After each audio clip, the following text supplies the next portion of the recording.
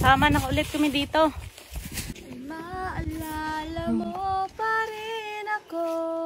Pupunta ng eskwelahan at pauwi. Ito yung dinadaanan namin, guys. Oh. Ayan, tingnan nyo naman. Pupunta po kami ngayon sa sakahan at ayan, nandyan si Shella, si Izel, si Mama at saka yung bunso namin. Maglalakad lang kami ngayon dahil wala kaming sasakyan na bangka. Siyempre, as usual, ito pa rin yung dinadaanan namin. Ayan, tingnan nyo. Mga bato-bato. Kapag meron kaming bangka, doon kami dumadaan. Ayan. Dahil hindi kami sasakay ng bangka ngayon, dito kami dadaan. Ayan. Kailangan maglakad kasi walang bangka. Dati, nung hindi pa kami nakapagpagawa ng bahay doon sa kabila, dito yung bahay namin. Ayan. Dito yan banda. Ayan. Meron akong mga video dito na buo pa tong bahay, hindi pa nasira. Ngayon, doon na kami sa mas malayo pa rin. Nakakamiss lang. Tingnan nyo po yung dinadaanan namin dati. Pupunta ng eskwelahan at pauwi. Ito yung dinadaanan namin, guys. Oh. Ayan, tingnan nyo naman kung gaano kahirap. Kung hindi ka marunong lumakad sa mga bato-bato na to, ay talaga hindi ko alam kung ano mangyari sa mukha mo. Yan oh. Diba? Sobrang hirap ng dinadaanan namin. Pero carry pa rin. Nung mga ano kami, nung mga high school, ito yung dinadaanan namin. Sa ngayon, dinadaanan pa rin namin papunta doon sa sakahan. Makakapagod na guys, medyo malayo-layo pa yung lalakarin namin. Dito na part ay ito talaga yung pinaka-memorable para sa akin kasi kapag maglalaba kami ni ate, sako-sako po yan. Tapos meron pa kaming dalang container, isang container ng tubig.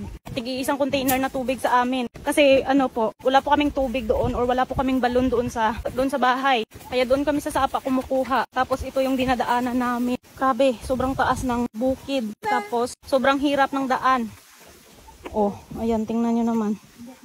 Kapag meron kaming dala na sakong labahan tapos isang container, ito talaga, dinadaanan namin, hindi yan pababa, kundi paakyat pataas. Diba? Isipin nyo na lang kung gaano kahirap. Nadala kami ng labahan pababa. Tapos pagka uwi namin ay paakyat na. Mas nakakapagod kung paakyat kisa sa pababa. Kapag umakyat, mabigat na yung dala namin. Pero kapag bababa ay magaan lang. Kasi hindi pa basa yung mga yung mga labahan. Malayo lang talaga. Kala nyo malapit lang to. Sobrang layo. Ito yung nilalakad ni Mama araw-araw. Yung unang vlog ko, yung dalawa kami ni Mama na kumakain kami ng mais doon sa kubo. Doon nag-umpisa yung mga followers ko. Dalawa lang kami ni Mama noon. Everyday talaga nilalakad ni Mama kapag pupunta siya ng sakahan. Oo. Oh. Ito, mas malala. Maputek. Babakita ko sa inyo kung saan kami kanina. Yan, doon sa taas ng bundok na yan. Doon kami kanina nang galing. Ngayon, dito na kami sa baba. Medyo malapit-lapit na tayo. Ano pa si Mama? Anong tawag? Basta magsasanggot pa siya ng kanyang lambanog. Dito na tayo sa lambanugan ni Mama. Yan na si Mama sa taas. Ganyan yung ginagawa niya sa parang bulaklak ng niyog. Tapos ilalagay niya yung parang sidlanan ng lambanog. Pababa na si Mama. Bilis lang. Ayan. Doon na naman siya ulit mag-aakyat. Ayan na si Mama. Aakyat na sa pangalawang niyog.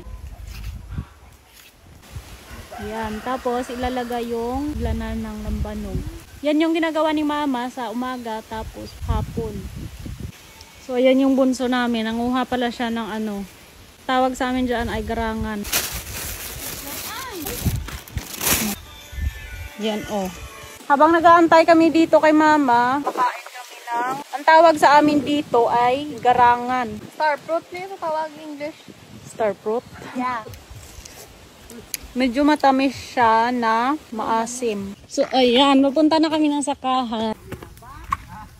Ito guys, napakadaming kamuting kahoy. Ayan, tingnan niyo sa loob. Pero hindi po to sa amin. Nasa tiyuhin po namin to, kapatid ni Mama. So sila po may-ari na ng mga tanim dito, pero hindi sila may-ari ng lupa, ha?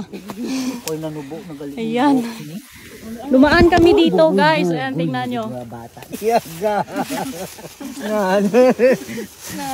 Ayan. Tarayo ko po na, karang bangga.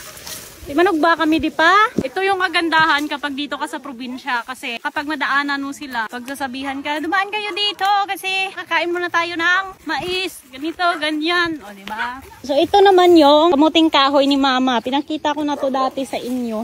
mataba siya pero hindi ganun kataas. Ito na yung natirang mais sa kinuha namin noong 1 linggo. Kaso nga lang, ano na siya guys, tuyo na. Yan. Magkasama na ulit kami dito. Oh. Maalala mo pa rin ako. Ay, hindi naman ko ayaw. Pagdating namin sa kubo ay nagpahinga muna kami habang kumakain ng garangan or star fruit daw yun. Tapos hinog ng papaya. O siya, hanggang dito na lang muna hanggang sa susunod pa naming mga videos. Salamat palagi sa suporta nyo. Pa-share at pa-follow na rin po. Maraming salamat. Mag-ingat po kayo palagi at God bless po. Bye-bye!